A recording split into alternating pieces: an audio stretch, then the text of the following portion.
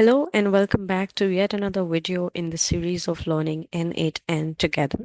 So in this particular video, we would gonna learn how we can install n8n locally as well as go through some of the options that we see when we start using it. So this is the homepage or the overview page when you're accessing it cloud. And here are some metrics that you can see. From here, you can access all the workflows that you have created, put a filter on how you want to sort it by, some credentials that you create while you are accessing or connecting to different applications. This would contain all the details about your executions, and we are going to go into more details about all of these specifically. From here, you can click on a create workflow, and that opens a blank canvas for you. And once you click on add first step is when this widget opens. The other way to access it is also clicking here. That opens the nodes panel. And from here, you can select any node or try to connect to any application. Say, for example, if I want to connect to Salesforce, I would search on Salesforce, click on that, and then I would have all the triggers and actions specific to Salesforce. Similarly, if I want to connect with, say, some other thing like Slack, so I would just type Slack. And once I click on that, then I would have all the triggers and actions related to Slack. So it contains like three things over here on the top. If you see editor, where you would edit and create your workflows by combining multiple nodes together. Then you would have executions that is going to show you all the history of the executions that you have done. And then we have the evaluation page.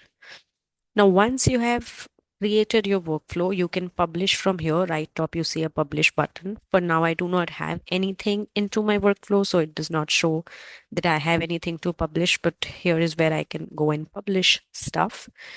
From here, if I double click on it, I can rename my workflow to give a more meaningful name. On the right hand side, you do see certain options here. So this is a command bar and you can, search stuff, add a note, which would act like as a comment or annotation to your workflow. For example, if your workflow becomes too complex, you would want to add some comments so that if a third person is reading the code, they can get a sense of what it talks about, right? So you can use add note feature over there. Then over here, this is again a sticky note. So you can, type here what it represents.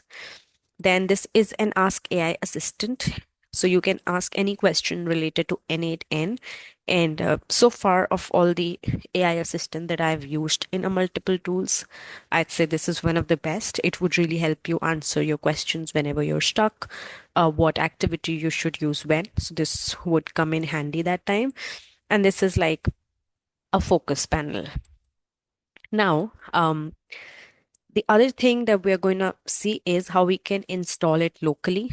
So this is the cloud version because I'm accessing it through the browser, but we do have an option to also install and access it locally for free.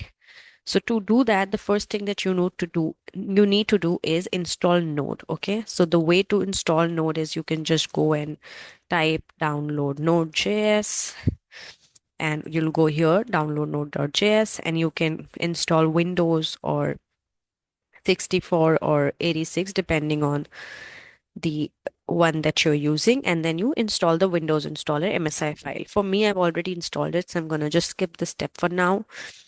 Once you have installed Node, the way to know whether it's installed or no is you can go and type node -v, which would give you the version of the node that is being installed. So for instance, I have installed 24.13.1. So after you've successfully installed, it's a pretty simple wizard. You just have to click next, next, and you'll be able to install, and then you do the version. Once you do the version is when you will realize that whether you have actually installed Node or no. Now, there are two ways to install n8n locally using npm, which is Node Packet Manager, or using npx. Now we're going to see what's the difference between the two. But now I'm going to go and use npm to install it. And the command is very simple. I'm going to type npm install -g, which is global, and n8n and enter.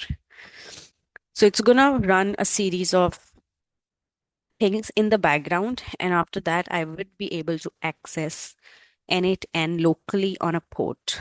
So we would wait for the installation to complete. While this is getting done, let's jump into to see what's the difference between npm and npx and which one you should target when. So I've prepared a document over here that highlights the difference, lists all the command that you can use. In case you want to access the document, please let me know in the comment section below and I would give you the link to the document. Let's have a look at the guide to install n8n locally.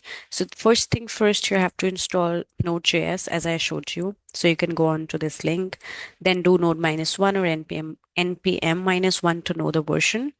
Now, the difference between installing it with npx and npm is that if you do not want to install it permanently and you would just want to quickly try n8n, then you can go with npx n8n. Now, what happens is that it downloads temporarily and run it. You would be able to access it on the port 5678. Whether you're running npm or npx, by default, you can access it on port number 5678. In npx, it's not permanently installed, so every time you have to run that command if you want to access. But if you do it with npm, you have to do that installation once and then you can access it. When you do npx, since it always temporarily installed, it is going to fetch the latest version. Whereas with npm, you have to fetch the update by executing a separate command that is mentioned in the guide itself. Now, we did execute this one. This will install n8n permanently on my machine. So I have to just do it once. And then every time I have to start it, I just have to type n8n and then it would be up and running on port 5678. Now, how you can update and which command you should use when is mentioned in this document that I would link in the description below. Now let's have a look at this. It is still executing. So once the execution is done, I'd say when all these commands have been executed, is when we would navigate to localhost 5678 to access n8n. Now, by default, it definitely goes to 5678 port, but I can also change the port if that port is already in use to some other port number as well. Now, some troubleshooting is also given in this particular document and some quick reference on what command to use when is given. So we'll just give it some more moment for this installation to be completed, and then we would navigate to the Chrome, to the browser, to that particular port number to access n8n. So now we can see that the installation is complete. Now we would just type n8n and enter. Now this would start the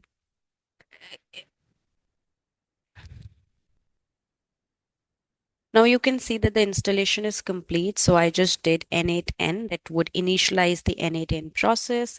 And once this is done, now you can see it's mentioned editor is now accessible via localhost 5678. I can press O to open it in browser. So let me do that. I did that. And now it is at localhost 5678. I can access n8n. Now I can set up an owner account, and then whenever I have to access n8n, all I have to do is open my command prompt and type n8n, and it would be available here for me to access for free. So this is one way to host it locally. The other way is you can access it via cloud. You would get 14 days free trial license to explore it. As you can see, me myself is on a trial license. And then later on, you can also buy the package based on your usage or the execution that you would be doing. So this is how you can install n8n locally and start using it.